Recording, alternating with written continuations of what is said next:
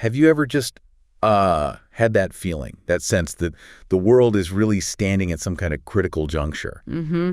There's this feeling that seems to, I don't know, hum beneath the surface of everyday life, doesn't it? It really does. We're Yeah. just awash in information. Environmental shifts, health crises, security stuff, deep social divides. It's overwhelming sometimes. Exactly. Making sense of it all, let alone figuring out a coherent path forward. It feels like a huge task. Yeah, almost impossible sometimes. So today, we're actually embarking on a deep dive into precisely that challenge. Our focus. Humanity's future on, well, a finite planet. Right. Specifically looking ahead to the year 2100. And we're grappling with a really fundamental question here. Mm-hmm. Is it actually possible for human well-being to improve, globally, while at the same time reducing the immense pressures we're putting on our planet's vital systems? That's the multi-trillion-dollar question, isn't it? It really is. Yeah. It goes right to the heart of what a sustainable, thriving future might even look like for everyone. Yeah. And to help us navigate this incredibly complex landscape, we're drawing mainly from a pretty landmark piece of research. Okay. It's a peer-reviewed study called the Earth for All Scenarios: Human Well-Being on a Finite Planet Towards 2100. Earth 4, right. I've heard of that initiative. Yeah, it's not just some academic paper collecting dust. It was developed by the well-known Club of Rome Ah, okay. That gives it some weight. and published in Global Sustainability by Cambridge University Press. So our mission today is really to give you a clear path to the core insights from this research. Sort of a shortcut through the dense stuff. Exactly. So you can grasp the essence without, wading through pages and pages of academic language. And that's precisely what we'll try to do. This deep dive is all about unpacking the pretty sophisticated modeling work that this study is based on. Right. It explores two vastly different, but importantly, technically plausible paths humanity could take. Plausible. Okay. So not just fantasy scenarios. No, not fantasy. And they're not rigid predictions of what will happen, more like illustrative scenarios showing how different choices could shape where we end up. Okay, that makes sense. And we'll highlight some really crucial insights about what truly drives our collective future. It's less about, gazing into a crystal ball. Right. And more about giving you a solid framework for understanding the forces at play, hopefully empowering you with a clearer perspective on the dynamics so you can think critically about the choices ahead. Okay, so let's start by setting the historical scene a bit, because understanding where we are now helps us see why the future paths are so critical. Yeah, context is everything. The sources point to something widely known as the Great Acceleration. Heard of that? Oh, yeah, since about the mid-20th century, right? Exactly. Roughly 1950 onwards. It's this period of unprecedented, really rapid expansion. Economic activity, our use of resources, industrialization, cities growing, population booming. It's like hitting the accelerator hard after centuries of slower change. Totally. It's like humanity suddenly shifted in overdrive. Yeah. And to put this speed into perspective, think about this fact. It's quite striking. Okay. Global warming is obviously a primary symptom of this great acceleration. But get this. More than half of all the anthropogenic carbon emissions, or human-caused ones, ever released. They've been emitted since 1990. Wow. Since 1990, that's staggering. Isn't it? In just the last 30-odd years, we've put more carbon into the atmosphere than in all the preceding centuries of industrialization combined. That really drives home the speed of it all. It really does. It just vividly illustrates the sheer velocity of the changes we're living through. And these changes, well, they're having profound, measurable consequences. We see it all around us. Yeah, current projections are pretty stark. They suggest global warming well over that internationally agreed 1.5 degrees C safe target. Which we're already struggling to stay below. Exactly. In fact, based on current policies, we're heading towards something like a staggering 3.1 degree C temperature rise. Oof. That's deep into dangerous territory. It really is. The IPCC, the Intergovernmental Panel on Climate Change, they've warned repeatedly that a rise like that risks triggering multiple cascading climate tipping points. Things like ice sheets collapsing, forests dying back. Precisely. And these aren't just abstract scientific ideas. They mean irreversible shifts. Massive sea level rise, threatening coastal cities everywhere. More frequent and intense extreme weather droughts, floods, you name it.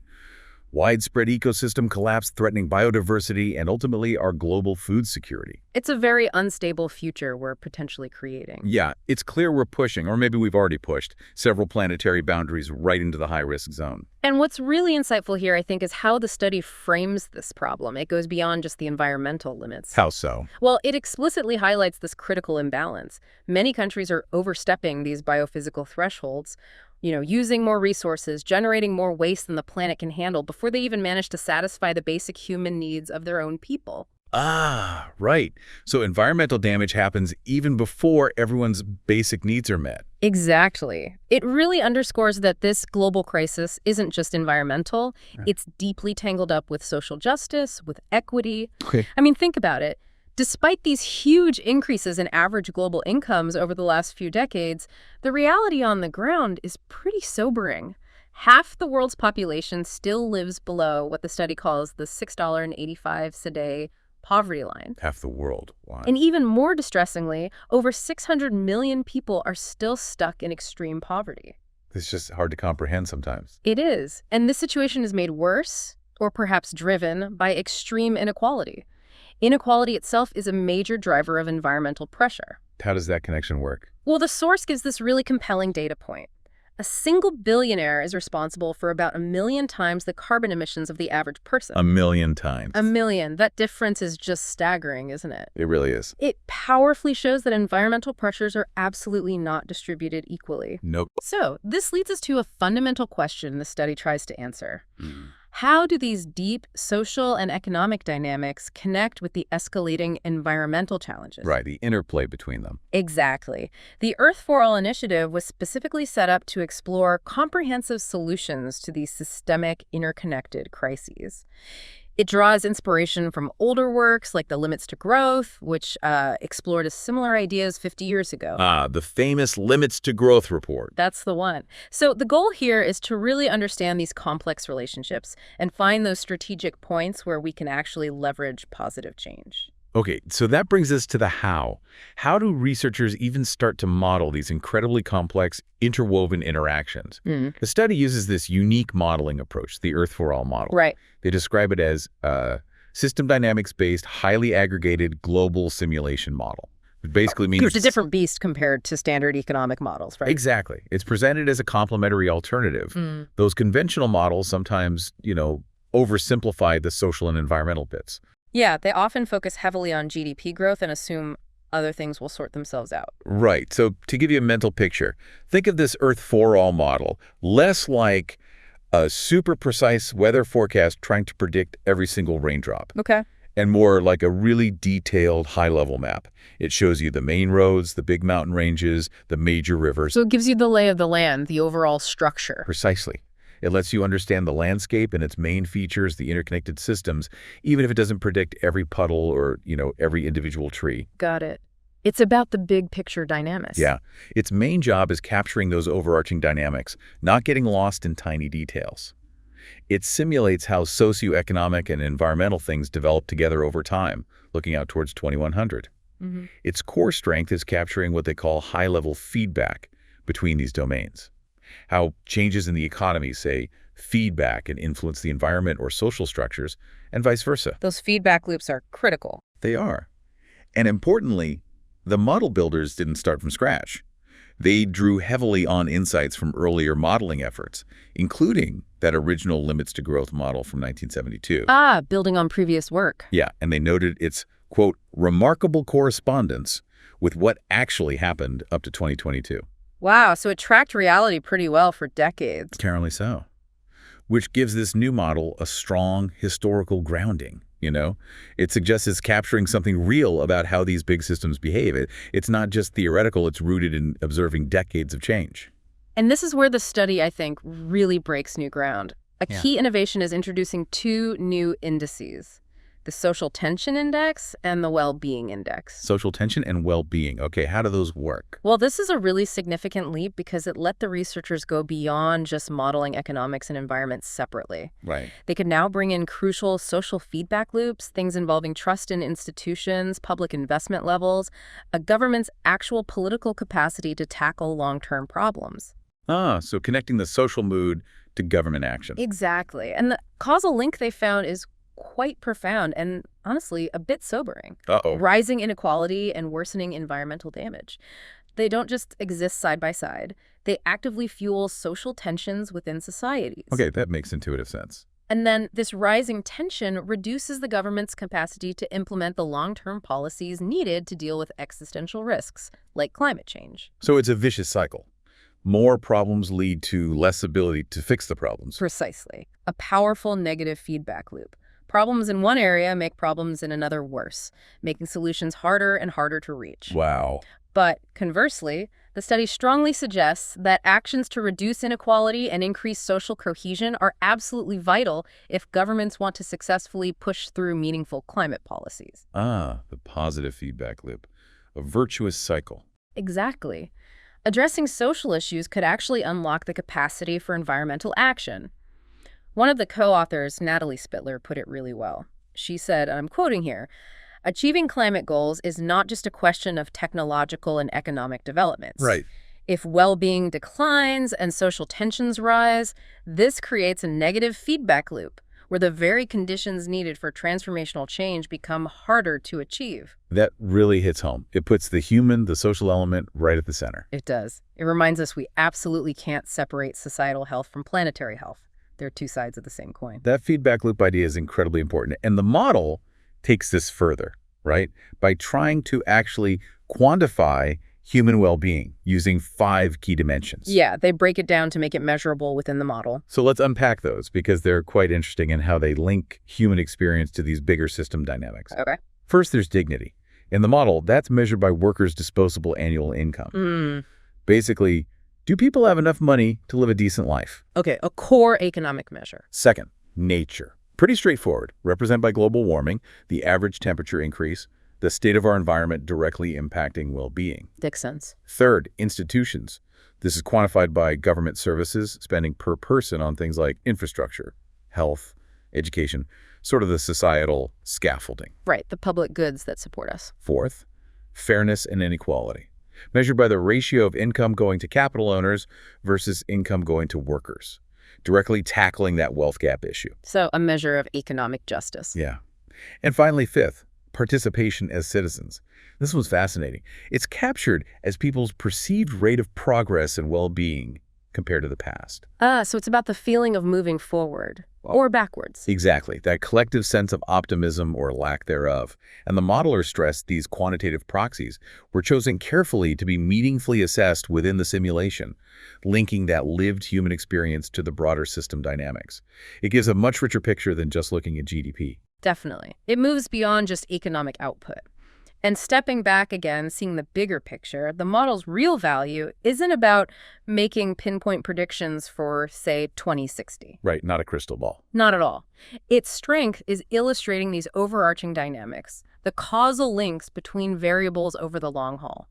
It's built to capture macro trends. Like if we pull this policy lever, what ripples might we see decades down the line? Exactly. And while the future, especially if we cross certain climate thresholds, is very much terra incognita, uncharted territory. Yeah, lots of unknowns there. The model gives us an essential framework for thinking about the what-ifs.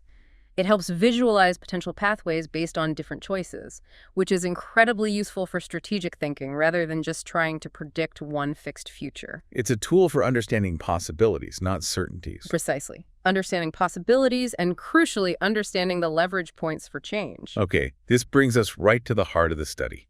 These two distinct scenarios, they paint very, very different pictures of our future out to 2100. Yeah, the contrast is pretty stark. They're dramatically titled Too Little Too Late and Giant Leap. Let's start with Too Little Too Late. Sounds ominous. It kind of is. This scenario essentially models decision-making as usual. Business as usual, basically. Well, sort of. It assumes a continuation of the same type and scale of societal responses we saw roughly between 1980 and 2020. Okay. So not that trends just continue, but that our way of responding stays the same. Exactly. The underlying causal decision-making structure, how ambitious our policies are, how quickly we react, remain largely unchanged. It's a path of, incremental steps when maybe giant leaps are needed, continuing the inertia we often see. Got it. So what does that future look like according to the model? The outcome is described pretty bluntly as a gradual slide into what could plausibly become a series of interlinked catastrophes for humanity. Yikes. Yeah, it paints a picture of a grayer and fragmented world. Let's look at the specifics. Population keeps rising rapidly until mid-century, hitting close to 9 billion, then peaks and slowly declines because of the stresses. Okay, and climate. Critically, global average temperatures blow past 2.0 degrees C above pre-industrial levels, potentially reaching 3.1 degrees C or even higher. So triggering those tipping points becomes highly likely. Unacceptably high risks, yeah. Worsening environmental damage all through the century. And socially, inequality keeps rising. Why? Mainly due to limited progressive taxation and not enough investment in public services. The gap between rich and poor widens. Right. And here's a really crucial finding, maybe the most significant insight from this scenario. Even though GDP increases, private incomes go up, public spending per person goes up, the overall well-being index actually declines from the 2020s onward. Yeah. So economic growth doesn't equal well-being if other things go wrong. Exactly. It vividly shows that growth alone is no guarantee if it's coupled with soaring inequality and trash environment. That path fuels rising social tensions, erodes social cohesion, and makes long-term decisive action almost impossible. Leading to further breakdown. Yeah, it's a grim picture of a world constantly playing catch-up but always falling further behind, which naturally raises the urgent question: what's the alternative? Is there another way? Please tell me there is. Well, the giant leap scenario is designed to show a path that is technically plausible, but, and this is a big but, incredibly ambitious. Okay, ambitious but possible. That's the idea. It's a vision of what could happen if we act decisively, comprehensively, and with, frankly, unprecedented global cooperation. So what does it assume? It assumes we rapidly and ambitiously phase in 5 major extraordinary turnarounds, starting basically now from 2022 onwards. Extraordinary turnarounds. We'll need to unpack those. Definitely. But the study itself warns this requires a level of international cooperation and political leadership that, quote, we have yet to see. Okay, tempering expectations there. For sure. It's not business as usual. It's a profound, coordinated shift in priorities and actions globally. So if we did manage this giant leap, what's the outcome? The projections paint a much more thriving future. Population growth is curbed significantly, peaking earlier, around 2050, at a more sustainable level, maybe 8.5 billion. And that's not forced. No, the model interprets it as a natural consequence of big investments in poverty reduction, universal health, education, and critically, women's empowerment. Mm-hmm. Oh. What about inequality? That worsening trend we've seen since the 80s gets curbed starting in the 2020s. Mm-hmm. Through progressive taxes, stronger worker rights, trade unions, and transfers like a universal basic dividend. Funded how? Partly by taxes on using shared resources, the commons, like land or minerals. Interesting. And income versus environment. Income per person actually keeps rising through the century in this scenario. But, and this is key, this growth comes with significantly less environmental damage. The decoupling idea. Exactly. What they call relative then rapid absolute decoupling of GDP from pollution. First, the economy grows faster than the damage.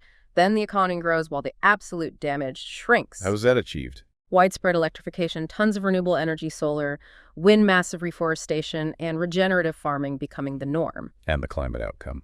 Global warming is kept below 2 degrees C all century, and it's actually trending downwards towards 2100, getting back towards safer limits. That sounds much better. Much better. And maybe most importantly for people's lives.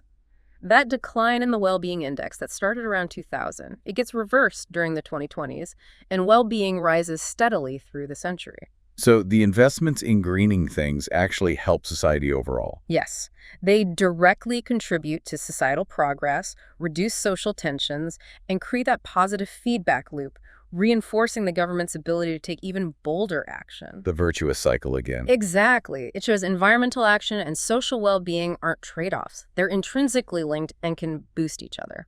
Okay, so the giant leap isn't just wishful thinking. It's built on these 5 specific, tangible, extraordinary turnarounds. Right. And extraordinary means a really substantial shift in investment and policy compared to the last 40 years. Not just tinkering around the edges. No, foundational transformations. These are the blueprints. Okay, let's break them down. What's the first one? The poverty turnaround. Okay. This is about rapidly slashing poverty in all low and middle income countries. How? Massive investments in both private and public sector capacity. Think building infrastructure, roads, energy, digital networks, investing in local businesses, strong social safety nets. So building the foundations for prosperity. Exactly. It also calls for significant debt cancellation for developing nations to free up their own capital and boosting productivity growth through education and tech transfer. And this connects back to that stat about half the world living on less than $7 a day. Precisely. It's about ensuring a baseline of dignity and opportunity for everyone, everywhere. Okay, turnaround number 2. The inequality turnaround. Addressing the wealth gap. Yep. Aiming for a big increase in government capacity, which we saw, is crucial. This involves higher progressive taxes, especially on capital owners and big corporations. To generate funds for. More transfers to workers, funding public services. It also explicitly includes the idea of a universal basic dividend. That UBD idea again. Yeah, partly funded by taxes on extracting from shared resources, the commons. This directly tackles those rising social tensions driven by the wealth gaps. It's about recalibrating the economy for fairness. Turnaround 3. The empowerment turnaround, specifically focusing on women and girls. Gender equity. Absolutely. Creating far more opportunities, aiming for full equity. How? Major improvements in women's health access, universal quality education for girls, robust pension systems for women. And in the model, this shows up how? Through decreased fertility rates, which naturally happens when women have more control, education, and opportunity, and also through tax adjustments to support these programs. So it highlights how social equity isn't just a human right, but key to sustainable development. Totally. Empowering half the population unlocks immense potential and impacts population dynamics, too. Okay, number 4. The food turnaround. Our food systems. Big one. Huge. Improving food sector productivity through sustainable intensification. Practically, that means using fertilizers much more efficiently, minimizing runoff. A massive global push to eliminate food loss and waste all along the chain. Farm to fork. Exactly. And significant shifts in global diets, including eating less red meat, which is super resource intensive. How is this modeled? Increased crop productivity rates, and a big shift towards regenerative agriculture farming that focuses on soil health, biodiversity, locking up carbon. So it tackles land use, biodiversity loss, and feeds people sustainably. That's the goal. A core planetary boundary and a daily reality for everyone. And the 5th and final turnaround. The energy turnaround. The one most people think of first, probably. Probably. Massive, accelerated investments in energy efficiency everywhere. Buildings, industry, transport, and rapidly ramping up the share of renewables in the global energy mix. So electrification. Widespread electrification, yes. Huge investments in renewable capacity, solar, wind, geothermal, batteries. The model also includes a role for carbon capture and storage for those emissions that are really hard to get rid of otherwise. And this is the direct path to curbing global warming. The most direct link, yeah. Addressing that major existential threat head on. And what's really critical to grasp here is how these 5 turnarounds work together. They aren't a menu you can pick and choose from. They're interdependent. Deeply. They're designed to be rolled out simultaneously to fundamentally shift humanity's trajectory. It's not about one silver bullet. It's a comprehensive, systemic shift. So doing just 1 or 2 won't cut it. The model suggests not. It's the synergy, the combined effect of all 5 that creates the big change needed for the giant leap. Reducing poverty helps stabilize population, which eases resource pressure. Empowering women boosts development. It all connects. And it reinforces that point from the lead author, per Espen Stoknes. Our model says, yes, it's possible, but only if we make these turnarounds through decisive shifts in our current economic policies. So the technical possibility is there. But the political and societal will is the big question mark. It's a challenge of collective ambition, really. Okay, so we've seen these 2 futures, the grim one and the hopeful, ambitious one. What does this tell us about the sheer scale of change needed? The study points out 2 big trends from the model that are quite insightful. Yeah, they offer a reality check, but also perspective. The first is this juggernaut effect. Yeah. Even with those very ambitious 5 turnarounds in the giant leap scenario, the world only shifts course slowly at first. Right. It highlights how incredibly hard it is to turn these massive global systems around once they have momentum. Like turning a giant oil tanker. Exactly that analogy. Wow. Even with the engines full astern and the rudder hard over, it takes a long, long time to see a real change in direction. Why is that inertia so strong? Think about it. Deep-seated institutions. All the existing infrastructure built for the old ways. Powerful vested interest resisting change. Ingrained habits and behaviors. Yeah, changing all that takes time. A lot of time, even with maximum effort. But the second insight offers the counterpoint, the hope. It's the power of sustained effort.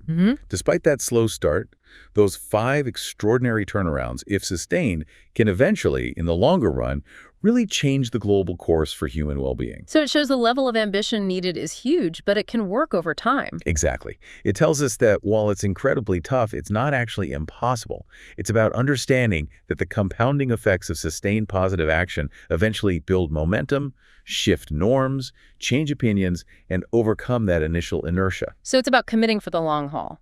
Yeah, knowing the immense scale of commitment needed, but also knowing that such commitment can actually move mountains or, shift global trajectories.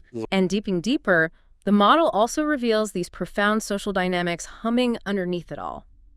They introduce this concept called the progress reinforcing loop. Okay, what's that? This is really crucial. If human well-being increases, people see tangible improvements in dignity, nature, services, fairness. It gives society a sense that progress is actually being made. Right, a feeling of moving forward. And that perception of progress then feeds back and further increases overall well-being. It's a powerful positive feedback loop. Success breeds success, builds trust, encourages cooperation. Makes sense. But the flip side is where the danger lies. If that rate of progress stalls, or worse, goes backwards, then social tension starts building up in the population. And this rising tension directly restricts government capacity to act. It leads to what they call reform delay in policymaking. Vicious cycle again. Paralysis. Exactly. It can lock us into inaction right when urgent problems need fast solutions.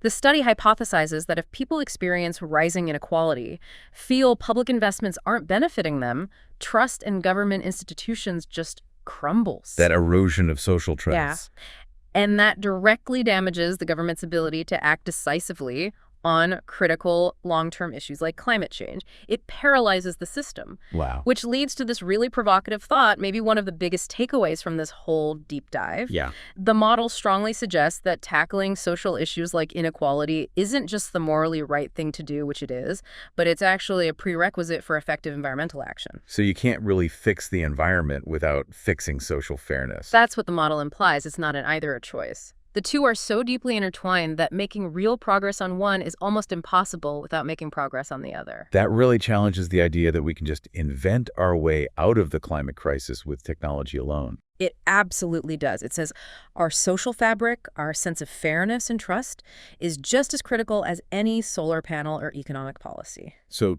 this deep dive really lays it out. The giant leap is technically possible. We have the knowledge, the tech, the resources. But man, it requires a level of international cooperation and political leadership we just haven't seen much of lately. It's a huge diff. It is. Yeah. But the alternative, that too little too late scenario, it clearly shows a gradual slide into exactly the kinds of interconnected catastrophes we're already getting glimpses of. The choice is incredibly stark. It is. But at least the study offers a clear direction, potential map, #outro.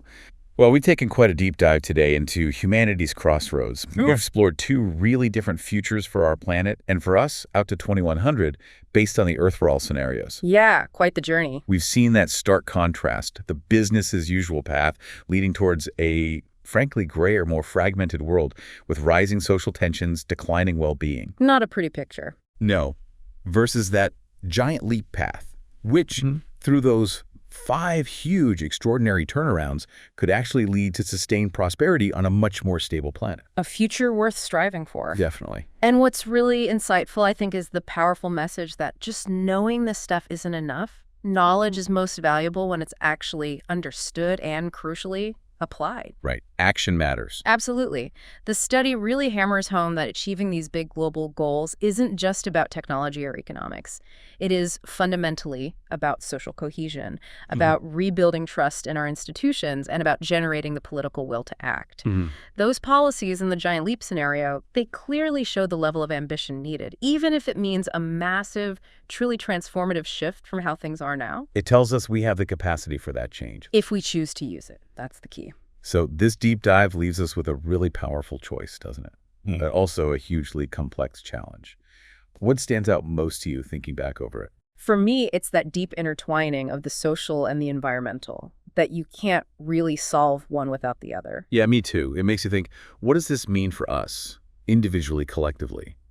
When the path to a livable, sustainable future for everyone hinges not just on, clever inventions or economic policies, but fundamentally on our ability to build trust, to reduce social division, to collectively push for progress that genuinely benefits everyone, not just a few. It really shifts the focus, doesn't it? It does. It seems, maybe more than ever, that the future of the planet is just as much a social and political question as it is an environmental one. Perhaps that greatest leap we need to make is towards greater social equity and rebuilding that collective trust. A profound thought to end on.